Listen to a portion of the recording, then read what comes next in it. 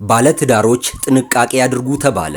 እጅግ በጣም አስደንጋጭና የብዙዎችን ልብ የሰበረ ድርጊት መፈጸሙን ፖሊስ አስታውቋል። ትዳር ለመመስረት ያሰባችሁ ወይም ደግሞ የፍቅር ጓደኛ ያላችሁ ሰዎችም ይህ ጉዳይ ይመለከታችኋልና መረጃው በፍጹም እንዳያመልጣችሁ። ችግሩ በየቤቱ ጎልቶ እየታየና የብዙዎችንም ትዳር እያፈረሰ የሚገኝ ነው። ከዚህም ባለፈ የሰው ሕይወት እንዲጠፋም ትልቅ ምክንያት በመሆን ላይ ይገኛል። ለመሆኑ ስንቶቻችሁ ናችሁ ይህን በፍቅር መሃል የሚወለድ ትልቅ በሽታ ነው የሚባለውን ባህሪ በፍቅር ጓደኛችሁ አሊያም በትዳር አጋራችሁ ላይ ያስተዋላችሁት?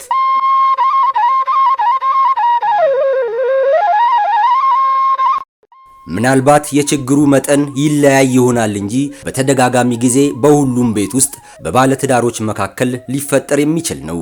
ነገር ግን በዚህ መልኩ ከፍተኛ ጥፋት ከማስከተሉ በፊት ግን ትልቅ ትኩረት ሊሰጠው የሚገባው አንገብጋቢ ጉዳይ ነው። በትዳር መሃል የተፈጠረው ጥርጣሬ በመጨረሻም ትልቅ መዘዝ ማምጣቱ ተሰምቷል። በተለይ ትዳር ውስጥ ያላችሁ ሰዎች በተቻላችሁ መጠን ከዚህ አደገኛ ድርጊት ተምራችሁ የራሳችሁንና የሌሎችን ሕይወት ልትታደጉ ይገባል። ለመሆኑ የተፈጠረው ነገር ምንድን ነው? በዚህ ጉዳይ ላይ ፖሊስ የተናገረው ነገር አለ።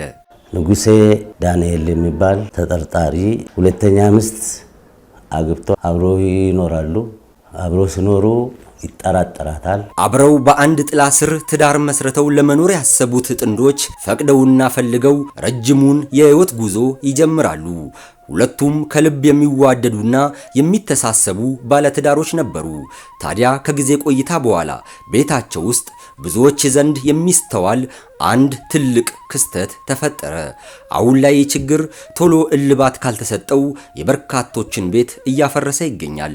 በእነዚህ ሁለት ባለትዳሮች መካከል የተፈጠረው ክፍተትም ከወትሮ የተለየና አስደንጋጭ ድርጊት እንዲፈጸም ምክንያት ሆኗል። ባትወልድም አብሮ የኖሩ ነው። ባልና ሚስት ናቸው። ከረፋዱ 3 ሰዓት ተኩል በሚሆንበት ጊዜ በያዘው ጩቤ 7 ቦታ ወቅቶ ሆስፒታል ሳትደርስ ወዲያውኑ ሕይወቷ በማለፉ ምክንያት ያው መዝገቡን በሕክምና ማስረጃና በሰው ማስረጃ በማጠናከር ለአሶሳ ከተማ ከፍተኛ ፍትህ መምሪያ ልከን ክስ ቻርጅ ደርሶት ምስክሮች ቀርቦ መስክሮበት ጥፋተኛ ነው ተብሎ የቅጣት ውሳኔ ላይ ነው። ይህ አሰቃቂ ድርጊት የተፈጸመው በአሶሳ ከተማ ውስጥ ሲሆን ፖሊስ የደረሰውን መረጃ መነሻ በማድረግ ባደረገው ብርቱ ክትትል ይህን በጭካኔ የሚስቱን ሕይወት ያጠፋውን ግለሰብ በቁጥጥር ስር በመዋል የሰውና የሰነድ ማስረጃዎችን በማሰባሰብ መዝገብ አደራጅቶ ክስ እንዲመሰረትበት ያደርጋል። ጉዳዩን ሲከታተል የነበረው የከተማው ከፍተኛ ፍርድ ቤት አቶ ንጉሴ ዳንኤል የተባለው ተከሳሽ በሰው መግደል ወንጀል ጥፋተኛ መሆኑን አረጋግጦ በ18 ዓመት ጽኑ እስራት እንዲቀጣ ውሳኔ አስተላልፎበታል ሲል ፖሊስ አስታውቋል።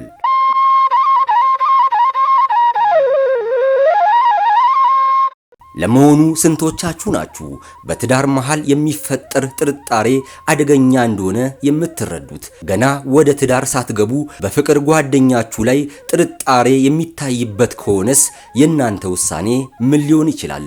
ግለሰቡ ላይ የተወሰነበትን የቅጣት ውሳኔስ እንዴት አያችሁት? ለሌሎች መማሪያ ስለሚሆን በእነዚህ ጉዳዮች ዙሪያ የእናንተን ሐሳብና ተሞክሮ አጋሩን። ብዙዎች ዛሬ ላይ በዚህ መልኩ በሚፈጠር ጥርጣሬ ነገ ላይ የሚያስከትለውን ጉዳት በውል ሳይረዱ ለነገሮች ትኩረት ባለመስጠታቸውና በቸልተኝነት በማለፋቸው ምክንያት ትልቅ ዋጋን እየከፈሉ እንደሚገኙ ይነገራል።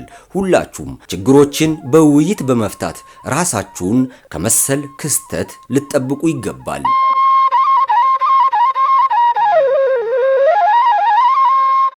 ተመልካቾቻችን ለአሁኑ ወደ እናንተ ያደረስነው መረጃችን ይህን ይመስል ነበር። አብራችሁን ስለነበራችሁ እናመሰግናለን። በቀጣይ ተመሳሳይ የጥንቃቄ መልእክት እንዲደርሳችሁ ቻናላችንን ሰብስክራይብ በማድረግ የሚዲያችን ቤተሰብ ይሁኑ። ይህ ዴይ ቱ ዴይ ኢትዮጵያ ነው።